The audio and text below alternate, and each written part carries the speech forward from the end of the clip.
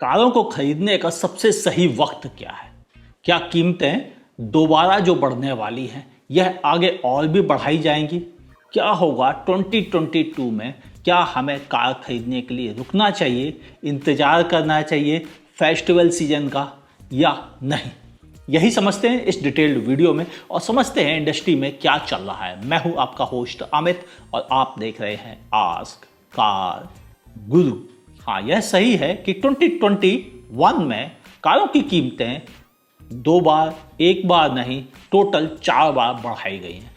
कुछ car company ने इसे 5 बार बढ़ाया और किसी ने इसे 3 बार बढ़ाया, लेकिन कोई दूध का धुला ऐसा मैन्युफैक्चर नहीं था जिसने कारों की कीमतें ना बढ़ाई हों, या एक बार ही बढ़ाई हों या 2 बार ही बढ़ाई हों। ऐसा कोई भी नहीं था। यानी पूरे साल हर कार मैन्युफैक्चर ने अपनी कारों की कीमतें बेअंतहा बढ़ा दी है।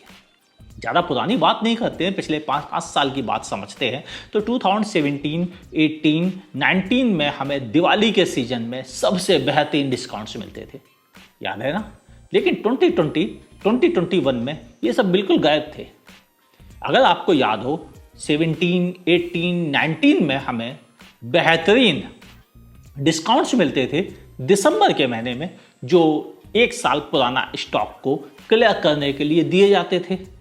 इस साल वो भी नदारद थे, ना 2020 में मिले ना 21 में मिले और शायद 2022 में भी नहीं मिलेंगे। तो हो क्या रहा है कि आखिर कारों की कीमतें तो बहुत तेजी से बढ़ी। 2017 में जो टियागो 3,53,63,000 से स्टार्ट होती थी, वह आज 5 लाख प्लस से स्टार्ट हो रही है। यानी लगभग 2 लाख की कीमतें उसके बेस वेरिएंट में बढ़ चुकी हैं और टॉप एंड में तो ये कीमतें लगभग 3 लाख रुपए बढ़ चुकी हैं। ऐसे ही अगर हम आल्टो की बात करें, जो 2,18,20,000 रुपए से शुरू होती थी, वह अब 4 लाख कुछ हजार रुपए से स्टार्ट होती है। यानी यहां भी 2.25 लाख रुपए से अबव की बढ़ोतरी हो चुकी है, वो भी बेस वेरिएंट के साथ, जिसमें कि एसी भी नहीं था। तो ऐसे हालात क्यों बन रहे हैं? आखिर कार कंपनी क्यों छोटी कारों पर कान उमेटने में लगी हुई है?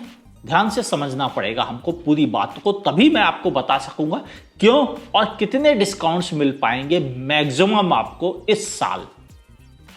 पहली चीज, हर मैन्युफैक्चरर्स को कार को एक जगह से दूसरी जगह, यानी फैक्ट्री से आपके शहर पहुंचाने में जो खर्च आता है, वो चाहे कार 20 लाख की हो और चाहे 3 लाख की हो, सॉरी अब तो कोई 3 की आती नहीं, 6 लाख की हो, 8 लाख की हो, उसका खर्च बराबर ही होता है।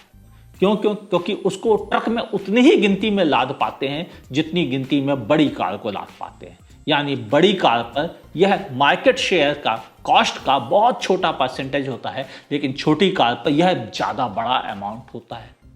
दूसरी बड़ी वजह, कार बनाने में होने वाला खर्च छोटी कार में भी अच्छा खासा होता है, जिसे कंपनी कम प्रॉफिट पे या नॉमिनल प्रॉफिट पे, कभी कभी तो घाटे पर बेच देती है।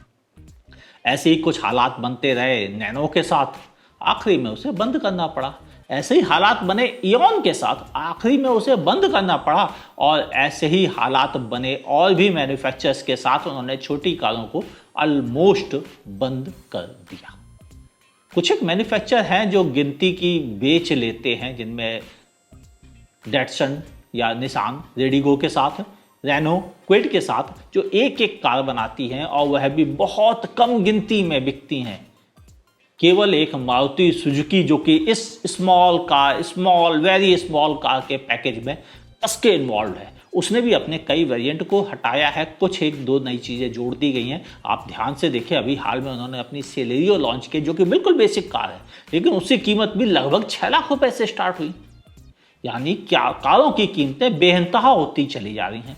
Celerio, Espresso, Wagon R, Alto, इन कारों की कीमतें सबसे ज़्यादा अफेक्टेड हुई हैं स्मॉल कैटेगरी में।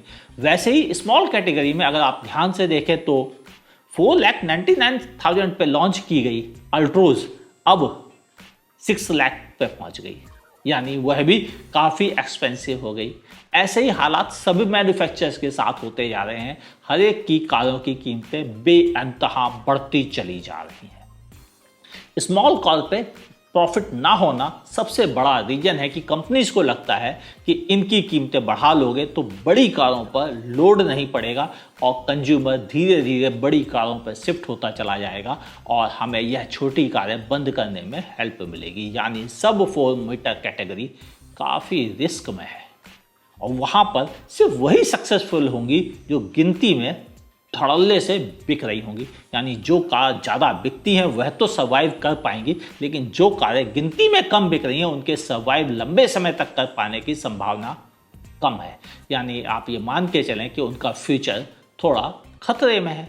अब कारों की कीमतों का ये मैथमेटिक्स तो समझ में आ गया कि छोटी कारों पर प्रॉफिट कम होने की वजह से कंपनीज इंटरेस्ट नहीं लेती हैं, लेकिन बड़ी कारों की कीमतें क्यों बढ़ रही हैं? उसका रीजन है कि बड़ी कारों पर मटेरियल कॉस्ट जो कि कार को मैन्युफैक्चर करने का होता है उस पर काफ़ी असर पड़ा है। वह भी एक्सपेंसिव हो गया है, स्टील एक्सपेंसिव हो गया, प्लास्टिक एक्सपेंसिव हो गया, क्रूड ऑयल एक्सपेंसिव हो गया जिससे कि प्लास्टिक भी बनता है, साथ ही लॉजिस्टिक का काम होता है जिसकी वजह से कॉस्ट बढ़ती है। इसके अलावा इंटरनेशनल मार्केट में सेमीकंडक्टर की शॉर्टेज और औने पौने दाम पे सेमीकंडक्टर्स का मिलना भी एक बड़ा इशू बन गया है। कुछ मैन्युफैक्चरर्स इससे अपना थोड़ा सा मामूली सा बचाव कर पाए हैं। वो मैन्युफैक्चरर्स जो मॉडर्न टेक्नोलॉजी को बहुत अच्छे से अडॉप्ट नहीं कर पाए, आज भी ऐसे मैन्युफैक्चरर जो लोकल सिस्टम पर ज़्यादा टिके हुए थे कि बस ठीक है बहुत एडवांस नहीं बनाना हमें अपनी कार को, वो आसानी से सर्वाइव कर पाए, जिनमें टाटा महिंद्रा प्रमुख थे या फोर्ड भी था, लेकिन अब तो वो खैर टाटा बाबा कह गए। ऐसे मैन्युफैक्चरर्स पर इन चीज़ों का उतना ज़्यादा असर नहीं दिखा, लेकिन कई मैन्युफैक्चरर्स पर इसका असर बहुत ज़बरदस्त दिखा, जिनमें हुंडई, मारुति सुजुकी पर सबसे बड़ा और भयानक असर दिखा। और ऐसे ही असर दिखा रेनो, निसान के ऊपर, क्योंकि वह अभी अभी ग्रो कर रहे थे अपनी मैग्नाइट और काइगर के साथ, सक्सेस का मजा ले रहे थे, उनके ऊपर भी ग्रोथ का असर दिखा। फिर अब क्या कीमतें इनकी वजह से ही बढ़ रही हैं? हाँ, कीमतें इनकी वजह से बढ़ रही हैं, लेकिन एक और रीजन है जिसे हम निगलेक्ट कर रहे हैं। 17, 18, 19 में हमारे पास कोई बड़े पंगे नहीं थे, यानी हमारी लाइफ स्मूथली चल रही थी। सीधा सीधा इशारा करूं, उस मास्क के बगैर चल रही थी। यानी प्री कोविड एरा था जहां पर लोग अपनी ज़रूरत के हिसाब से काम करते थे। लेकिन कोविड आने के बाद सोशल डिस्टेंसिंग का ऐसा हाल हुआ कि लोगों ने कहा भाई किसी तरह पैसे जोड़कर कार खरीद ली जाए, और कारों को खरीदने के लिए कस्टमर ज़्यादा शोरूम जाने लगा। नौबत ये आ गई कि नई कारों की डिमांड एंड सप्लाई के बीच में ज़बरदस्त गैप आ गया। जिन लोगों की पॉकेट थोड़ी कम थी उन्होंने सेकेंड हैंड मार्केट की तरफ दौड़ कर लिया, तो सेकेंड हैंड मार्केट में भी कारों की कीमत में अचानक से उछाल आ गया। जो कभी आल्टो जैसी कारें हमें 1 लाख, 1.25 लाख रुपए में सेकेंड हैंड मिल जाती थी, अब वह 2.5 लाख रुपए में भी मिलनी मुश्किल हो गई हैं। वो कारें जिन्हें कोई खरीदने को तैयार नहीं होता था, जैसे फिएट की पुंटो या मारुति की जैन या टाटा की बोल्ट और जेस्ट या प्राइमा, ये कारों को कोई खरीदने को तैयार नहीं होता, ये भी अब 1.5-2 लाख से लेकर 3-3 लाख रुपए में बिकने लगी।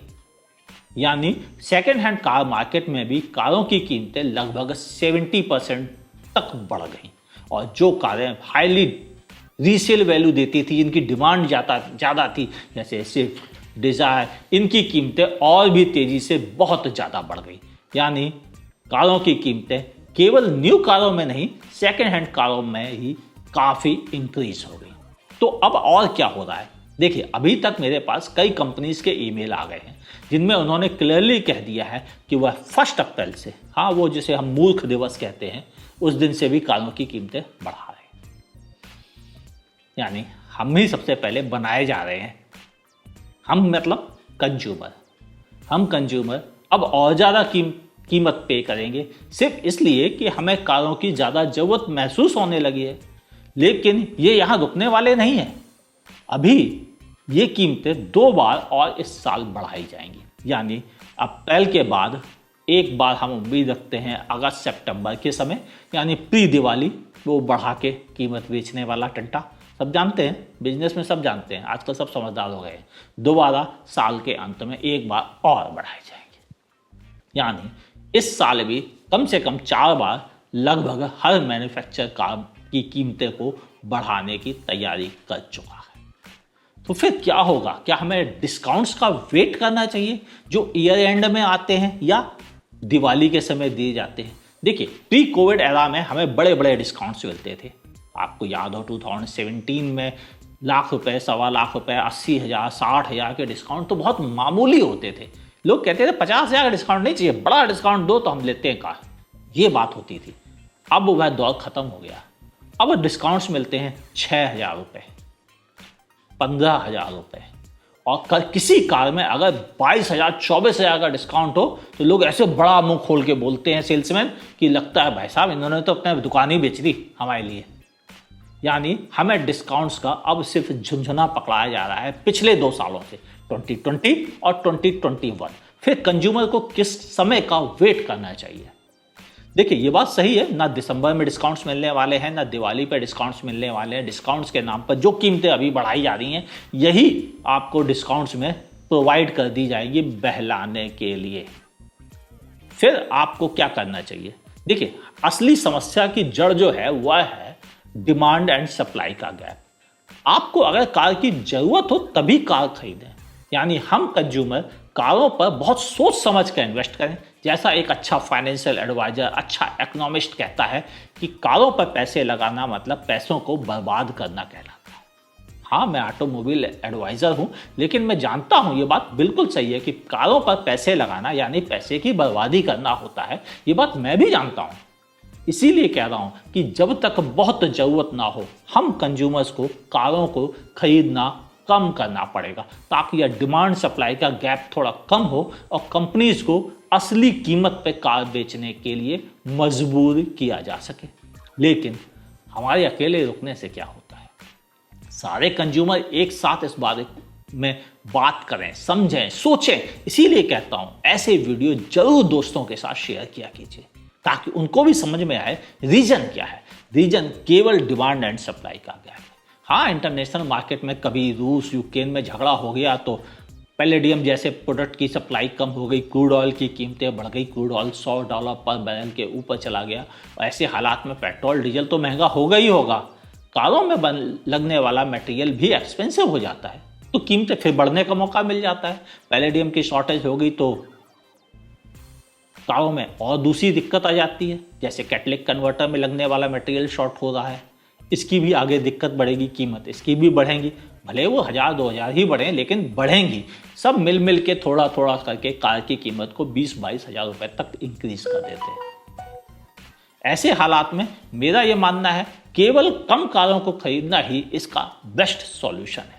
तो आप भी अगर कार खरीदने का मन बना रहे हैं तो पहले ये सोचिए, क्या आपको कार की जरूरत है कि आप हर साल कई लाख रुपए का डिप्रिसिएशन और लाखों रुपए का पेट्रोल खर्च करेंगे?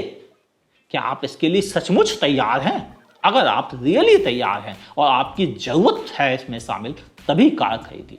और केवल शोबाजी के लिए दरवाजे पे खड़ी करके मत दिखाइए, जिससे कि आप पड़ोसी को कह सकें कि हमारे पास भी 2 कारें हैं भाई साहब, फिर ना खरीदें। इससे कम से कम हम बाकी कंज्यूमर्स पर बोझ नहीं पड़ेगा, डिमांड सप्लाई का गैप कम होगा और कंपनीज को अपनी कारों की कीमत को बढ़ाने से रोकने में यही हेल्प कर सकता है, और कोई इसका इलाज नहीं है। जिनको लगता है कि डिस्काउंट्स मिलेंगे तो वह भूल गए कि अब वो मास्क वाला दौर आ गया है। 19 तक डिस्काउंट्स थे, 19 के बाद डिस्काउंट्स टाटा बाय बाय कह के हमें जा चुके हैं। अब सिर्फ खिलौने हैं हमारे हाथ में बजाने के लिए। आपको यह इन्फॉर्मेशन कैसी लगी? क्या आपको भी लगता है कि हाँ, कारों की कीमतें कुछ बेइंतहा बढ़ने वाली है? तो प्लीज़ इस वीडियो को सबके साथ शेयर कीजिए। अगर इन्फॉर्मेशन काम की लगी है, दिमाग खोलने वाली लगी है, समझदारी की लगी है, तो वीडियो को लाइक कीजिए। फेसबुक पे देखें तो मेरे पेज को लाइक कीजिए, फॉलो करना ना भूलिए। यूट्यूब पे देखें तो मेरे चैनल को सब्सक्राइब कीजिए। बगल में दी हुई नोटिफिकेशन बेल दबाइए, उसके ऑल नोटिफिकेशन ऑप्शन को दबाइए, और हाँ, देखते रहिए आस्क कार गुरु, क्योंकि यह बातें होती हैं काम की।